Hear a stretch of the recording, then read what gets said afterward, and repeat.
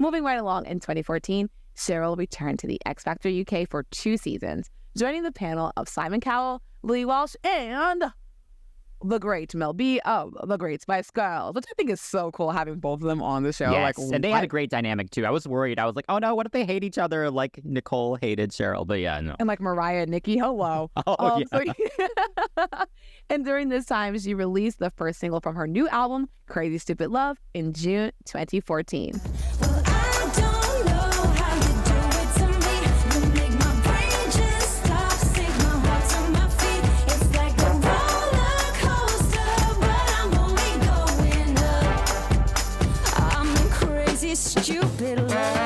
And the song features Tinie Tempah and hit #1 in the UK singles chart, and it has been reported that the song was originally recorded by Kylie Minogue for her Kiss Me Once album, and that's still on the, was it in hiding, in the vault, whatever you want to call it, but we're looking for it. It would be fun if that was released.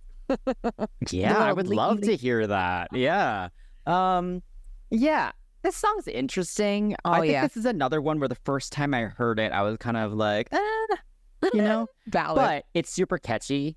And so it has grown on me through the years as well. The instrumentation is just so bare.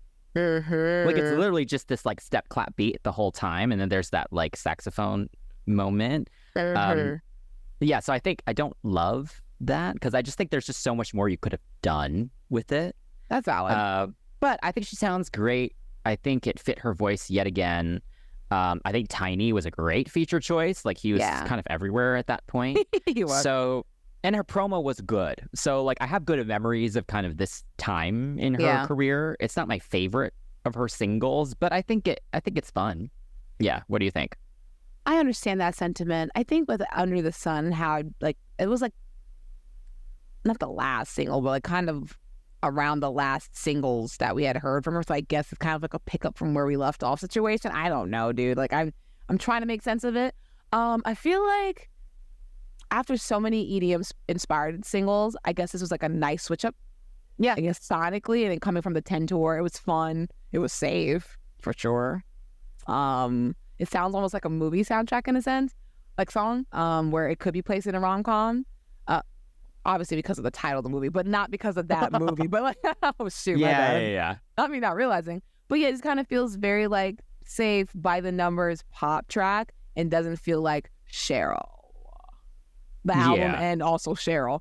But yeah, I think also the video kind of left me a little more confused than being like, wow, like did she look good? Yeah. But like the club concept with the old school Sonic was a little off for me. She looked great. Yes, it was a little basic just as a concept. I mean, I guess she hadn't done the kind of club concept yet, but she looks like she's having a lot of fun doing the choreo. The choreo is quite good, I would say. Very fun and good musicality there. So yeah, I guess this is one of those songs that I do enjoy watching the visuals maybe a bit more than just listening to it. I'm glad Kylie didn't keep it. Like, I don't think this would have worked. I mean, Kiss Me Once. Yeah. We have to do an episode about Kiss Me Once, so we'll keep an eye out for that because that's the whole thing to talk about. Oh, goodness.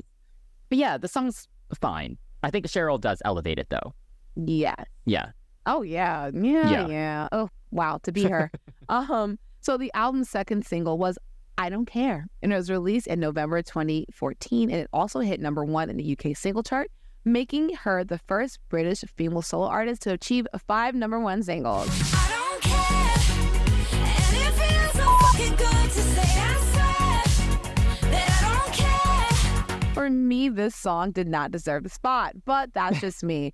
I know that probably sounds unkind, but this song is so generic. It gives kind of Katy Perry, California Girls, but like just the I don't give a F version of it. And again, I guess at this point, you're beat. It's the same kind of like my life is in the tabloid. So at this point now, it's getting a little old, getting a little stale. Love you, but lyrical content, got to go. And then the song just sounds like, again, just like a throwaway track off Katie's Teenage Dream album. So that's valid. I don't appreciate that. And for her, this was definitely the case if she didn't have the X Factor and this fame that she has, this would not have hit #1. Like, that's wild to me. I think quality-wise, this song is so much lower than it makes me sad a lot for of her her. other singles at the time. Yeah, and I was quite sad that she actually got that record with the song as well, because I think it was Jerry and like Hallowell and Rita Ora, I think that were the two. Yeah. And like Jerry, like her first 4 single run is awesome, you know? Yes. So yeah, to have that kind of her lose that is a little sad. But yeah, I guess again, I appreciate the message, because yes, she was still, you know, like being scrutinized a lot by the public and the media. So like her just kind of reiterating, like, I don't give a crap what you say about me. Like, I think that's fine, and it's on brand at all. But yeah, the song is just so forgettable. I think the bridge is nice. It's maybe the best part for me.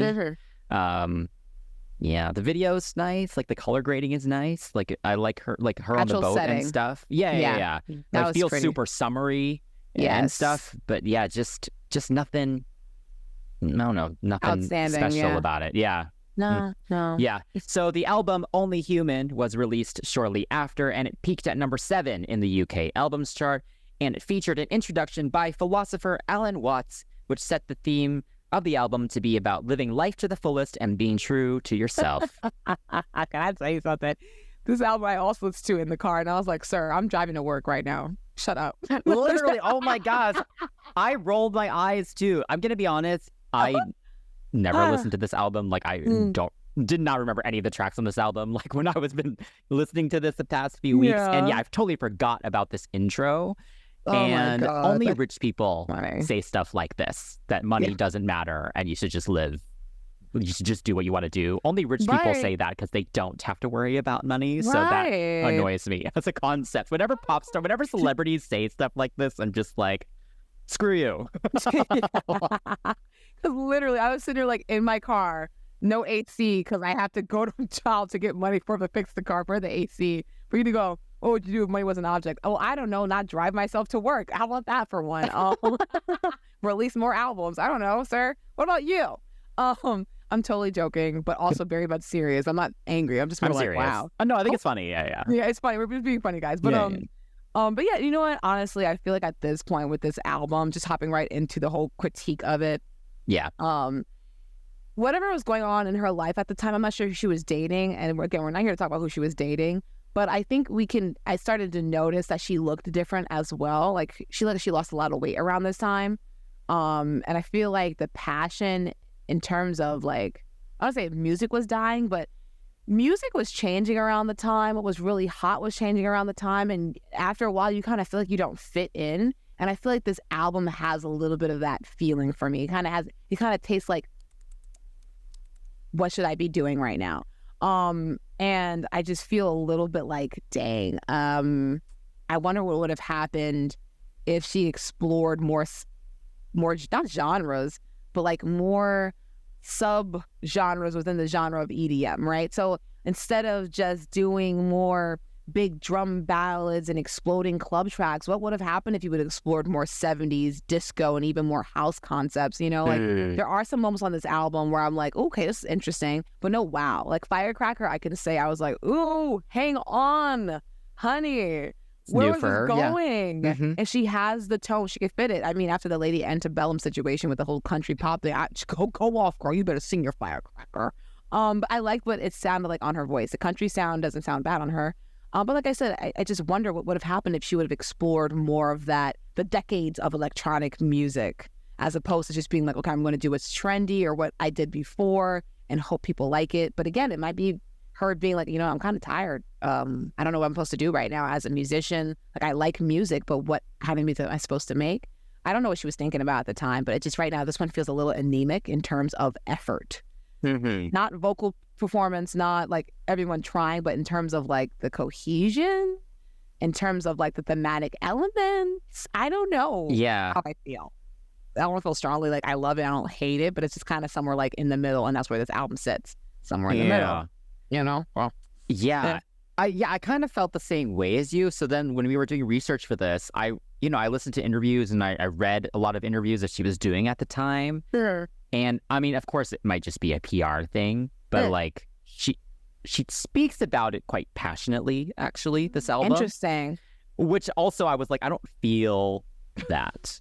I do appreciate that the album has kind of a concept, even if I don't fully agree with the message of it. Oh, okay. just again, this album is just not a lot of memorable moments on there. I think some of the Nicola co-writes were good. I think It's About Time was good. There's some sexier moments on there, like All in One Night and Coming Up for Air with Joel Compass as well, that have some nice moments in there and are a little different for her. Yeah. But most of the songs are just a bit like meh. And especially when you add in all like the bonus tracks on there too, the album feels so long. Dang it. And just nothing really has a lot of replay value, like I tried listening to it just like sitting down and like with my headphones, and like it was hard for me not to want to just get up and like do something else while I was listening to this. Like it just wasn't really capturing my attention. And like again, the mid-tempo stuff, like Waiting for Lightning and Goodbye Means Hello, like they were just so boring. I think she sounds good. Yeah. And there are some nice production elements on it. But again, kind of what I said about some of the previous stuff, just nothing about it just makes you want to return to it. Oh, I feel bad because I'm like, oh yeah, it seems like they don't know what they're doing. They don't care. And she really did care. It's just, the care is just, I don't know. Yeah, I mean, but it could just be like her PR training. It was like, here's your messaging when you talk about this album, even if she wasn't really feeling that, you know what I mean? Yeah. But she did write quite a lot on the album as well. So I think the effort was there. Yeah. Maybe it's just production. At this point for me, the exploding drum ballads, I'm over them. So I think for me, just sonically, I think it was just a little like, okay. And speaking of an exploding drum ballad, Only Human, the title track, was released as the album's final single in March 2015, and it unfortunately only peaked at number 70 in the UK singles chart. You are the universe.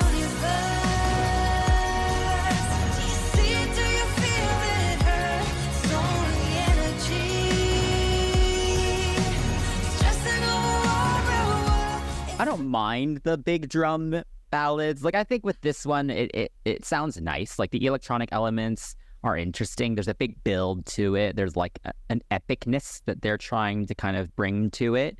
Yeah. I think the melody has some nice moments. She sounds good on it. She did do some like acoustic performances of it as well. And she actually did sound pretty good on it, because I would say actually like this is actually kind of a tough song to sing. Like the notes are kind of all over the place a little bit, and you do have to use your whole range. It goes quite low in the verses. She has to use her head voice, throughout it, and she did handle it well. But again, do I listen to this song, or would I choose to listen to this song a lot?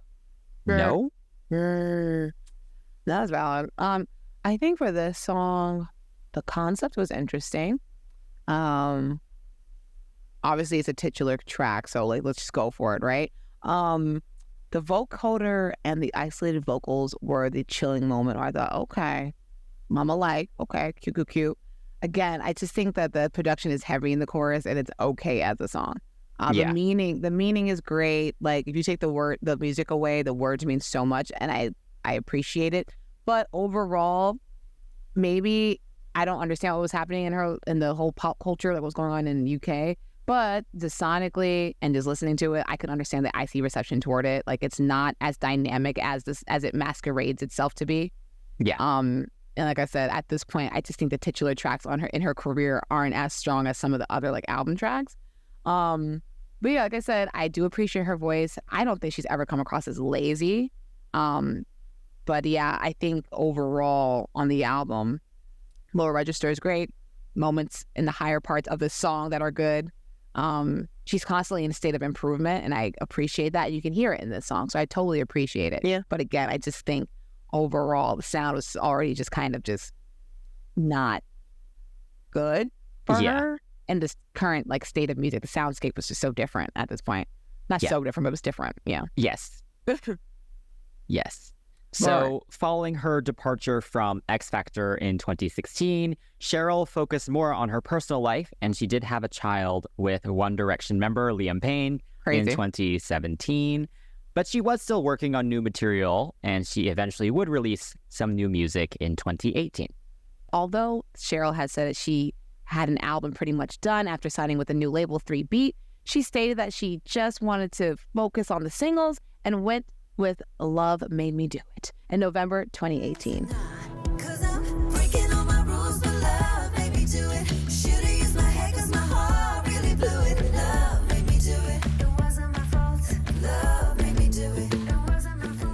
And the song had notable writers, including Girls Aloud bandmate Nicola Roberts, fellow pop stars Kylie Minogue and Natasha Bedingfield, and former Xenomania collaborator Miranda Cooper. The single hit number 19 in the UK singles chart, which I don't think is too bad considering, what happened with Only Human. So nice comeback after the baby and the breakup. Let's get it. Lots of promo too. She had huge promo slots for this. So I think because of that, it was kind of like, oh, it only hit number 19. So, oh, interesting. Yeah. I did not know she had all the promo. Yeah. Like with Fight for This Love, I like the remix better. The initial talk one is a little bit better for me, only because it just sounds like it's doing something. It fits her sonics, I think, for what I know her now as, like a dance EDM girly at this point. Like, I feel like it's just more true to her sound. And even the visuals that were featured in the video, like in the video, she looks super edgy and editorial, and then the song is like this minimal, quirky situation. I'm like, I don't know. She looks so chic and cool, and then you have like this like kind of new girl sounding song. I just feel like that the visuals and the sonics just weren't congruent. Doesn't make it a bad song, but I'm just like, oh, there's a stronger version of this that exists, in my opinion. Did you like this song? Because I feel like, it wasn't bad, but what did you think about it? It's not bad. I would say I like it more than Crazy Stupid Love. Like, I like it more than these past few singles that we've had. Okay. But I will say the team is wild for this. Like Kylie, Natasha Bedingfield, Nicola, and Miranda. Like in my mind, those four should be putting together something better than this. Oh, yeah. But I wonder, I doubt it was like the four of them in a room together. Like I'm sure it was like, it started off as a concept between like Kylie, Miranda, and then Natasha, and then added stuff to it. And then Nicola added, I don't think it was like a four of them in a room situation. Yeah. But yeah, I don't know. Similar to Crazy Stupid Love, like it's just so bare. Like the production is so understated. Yeah. I think it helps her vocals in a sense, because then you really hear the harmonies and stuff, which I think are very well produced. And there's some like little bloops and kind of like basic percussion and stuff that then just stand out a lot just because there's not a lot going on. But I think as a song, it's actually pretty good. And then when you listen to the remixes, like the initial talk one that you said, they all make the song faster and just give it a bit more energy. And so it just makes a much bigger impact with those. So I just feel like if the production maybe actually lets this song down, because those remixes show that there is potential of some sort. A song, like a good song there, but there's just something about the regular version that doesn't make much impact. Yeah. But I was excited for her to be back. She seems very excited about it.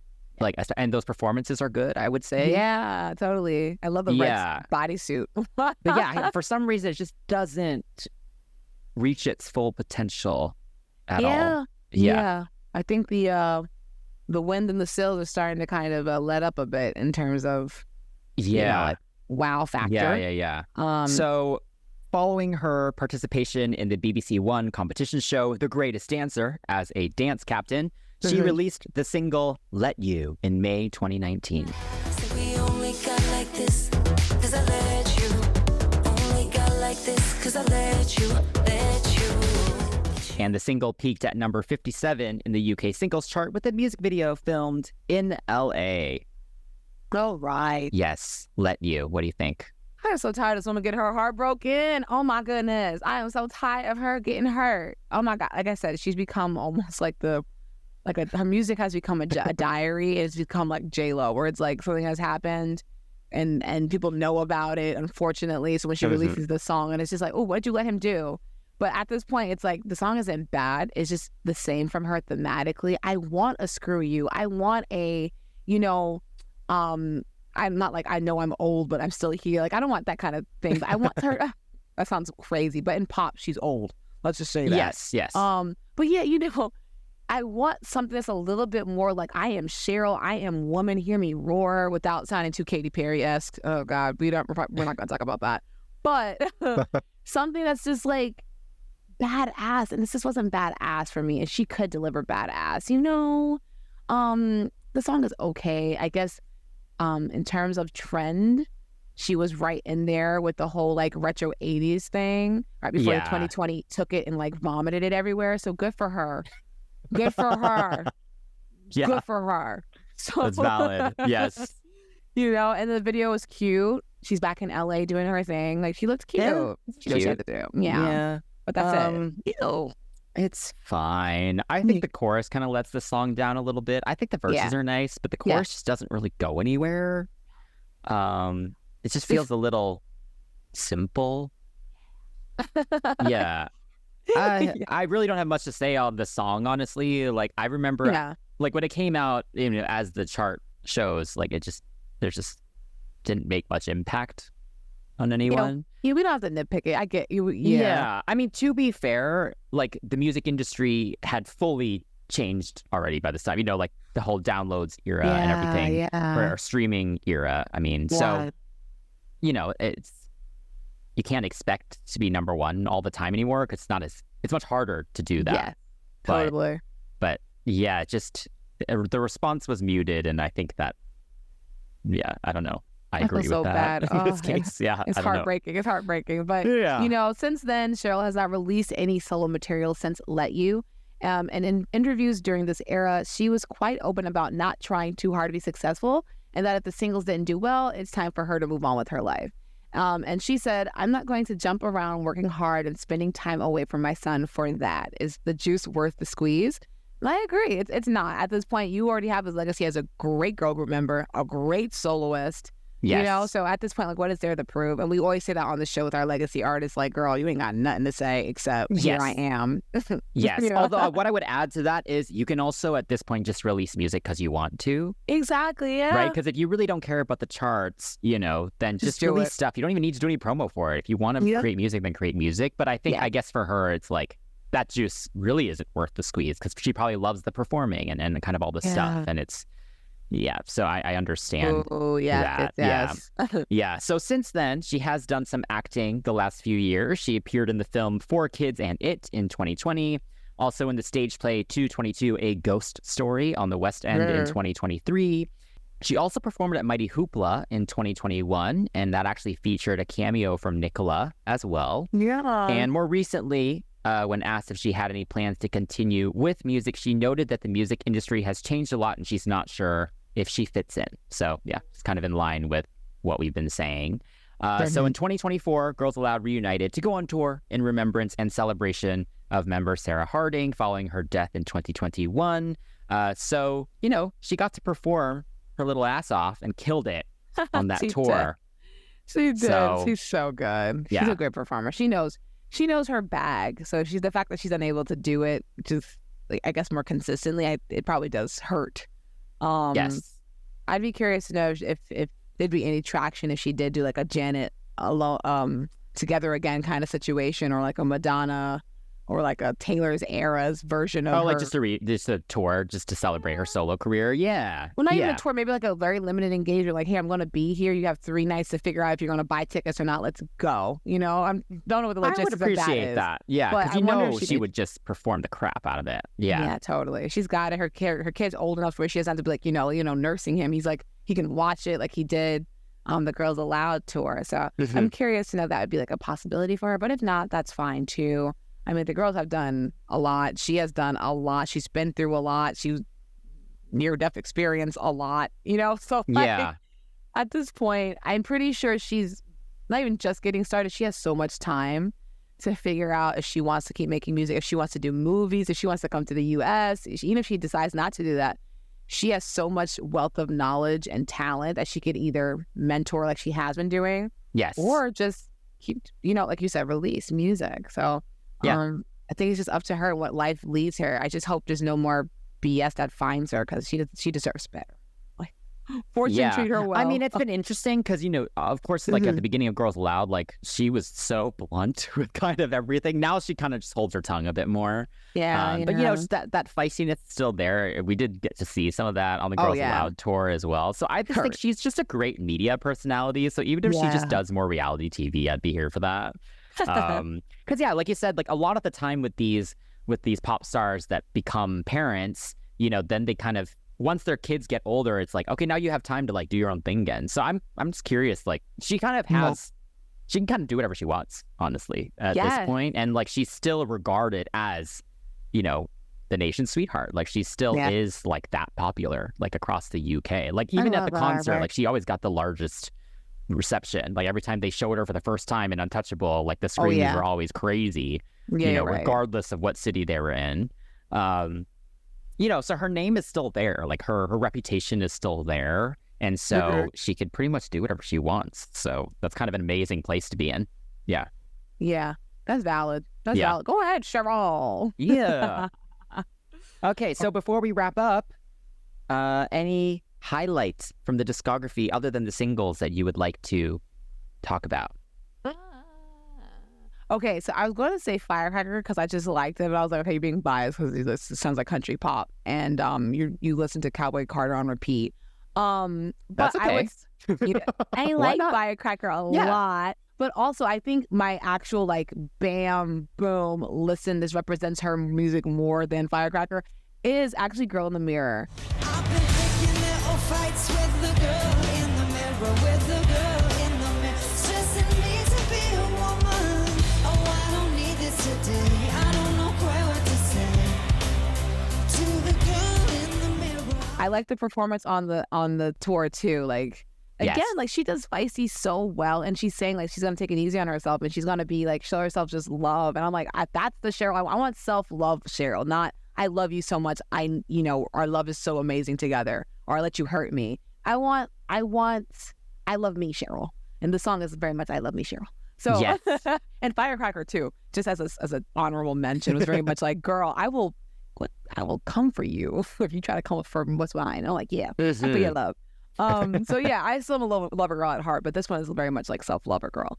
But yeah, I like this one. What about you? Yes, I will highlight Screw You again, featuring Wretch 32.